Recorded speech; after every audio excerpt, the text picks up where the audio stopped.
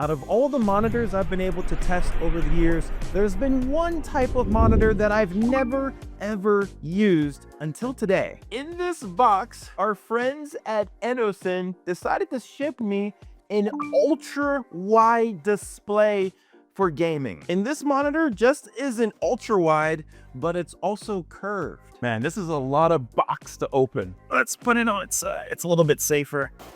All right, so a couple things that we have here. First off, this is the stand that the monitor will go on. This also goes on to the back of the monitor to mount it via the table stand.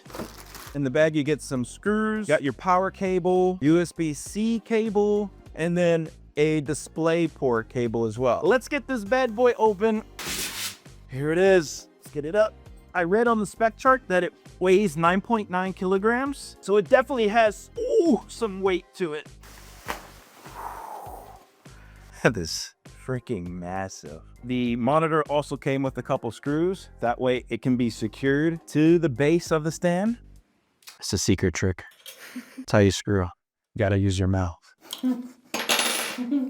Now we just place it in. Let's see, is it secure?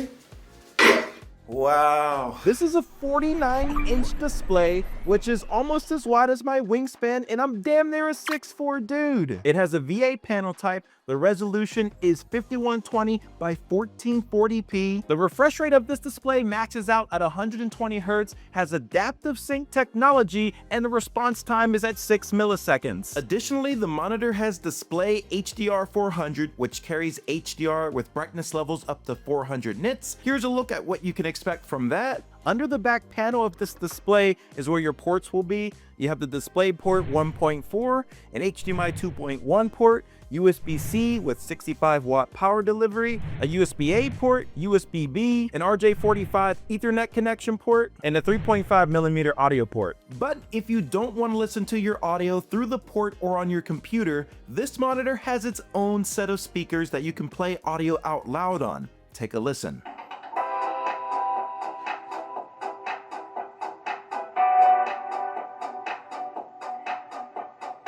Next, when it comes to adjusting the monitor, you can get about 4 inches of height adjustment. It can tilt back 15 degrees or down 5, and it swivels 15 degrees on the supplied stand. If you want to mount this display, it is compatible with 100 by 100mm VESA mounts, which will give you a bit more flexibility. So now for this video, I want to take this monitor through a few use cases to see how worth it might be for any of you guys watching to pick this thing up. So number one, I want to see how good ultra wide support is on the PlayStation 5. Number two is if I'm playing a game, how well can I capture the gameplay that I'm playing? And number three is just the overall usability on a PC and the games that you can play on it. Alrighty, now that I've had some time to fully familiarize myself with this monitor, let me walk you through the experience that I had while going through these tests. First, starting off with the PlayStation 5 doing a direct connection from the console to the monitor. Upon attempting this connection, this is what I saw.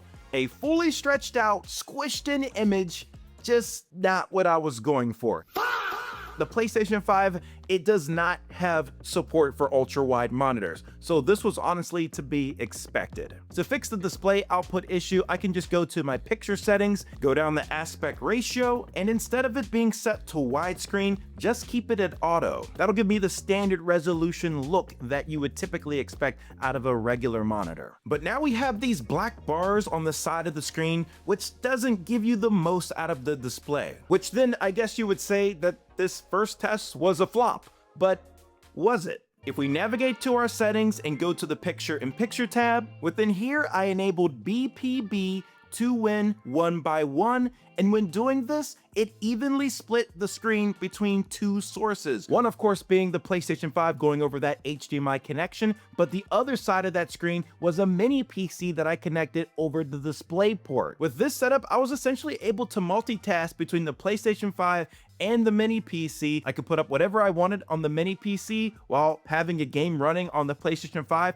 and essentially multitask between the two of them at the same time on the same screen. Now there is the normal picture-in-picture option, but I didn't like this one as much as it stretched out the PlayStation 5 screen again, and I never saw an option within the monitor settings to control the aspect ratio of the secondary screen. But yeah, the PlayStation 5 can work, but just only in 16:9. You're not gonna get the full ultra-wide resolution. You might have to wait till the PlayStation 6 at this point to get that capability in some games. Now, moving this monitor over to my gaming PC, we finally got our chance to see what it can do utilizing the entire screen real estate while gaming. And I have to say, guys, this looked exceptional. The colors popped. I could see so much more of the game that I'm typically not used to seeing. I got to play in full 5120 by 1440p resolution at 120 Hertz using the DisplayPort connection. Now, one thing that I did experience that I do want to mention is when it came to playing fast-paced games or shooters, I could definitely feel a bit of latency with that almost 6 millisecond response time. It's not very fast, especially when you compare it to monitors that are less than 1 millisecond. Would I be getting bodied here regardless? I mean, probably, but still, my chances would have been better if we were playing on a monitor that was 1 millisecond or less. So with the experience on PC going so well, I next wanted to interject a capture card into the mix to see if it would be possible to easily record our gameplay while being able to watch it in full screen resolution. Well, come to find out, this didn't work as well as I thought it would.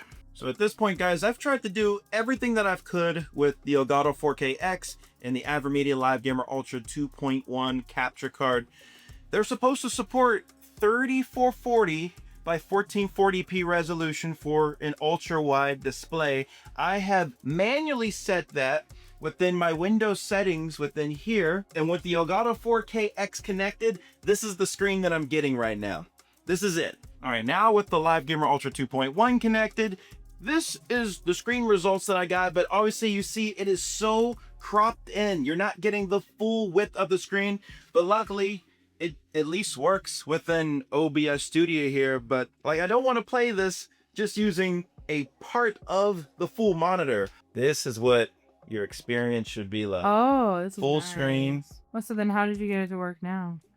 I took the capture card off. Maybe we needed to try a monitor that natively supported 3440 by 1440p. This is not that monitor. The only capture card on the market capable of passing the resolution of this ultra-wide display is the Elgato 4K Pro, which is an internal card that would require a dual PC setup to run effectively. Now, even though this ultra-wide display requires more resources to run, this doesn't mean you can't capture gameplay on this setup at all. You can always use the display capture source within OBS, which works perfectly fine. Just don't expect to be able to record at full resolution without some performance trade-off or a more powerful machine. The best person though for this monitor is someone that's a PC user or PC gamer that isn't playing competitive titles, but are playing games that provide an immersive experience. Ones such as Forza that I was showing throughout this video. Games where speed and quickness are not so critical. I think if you're that person,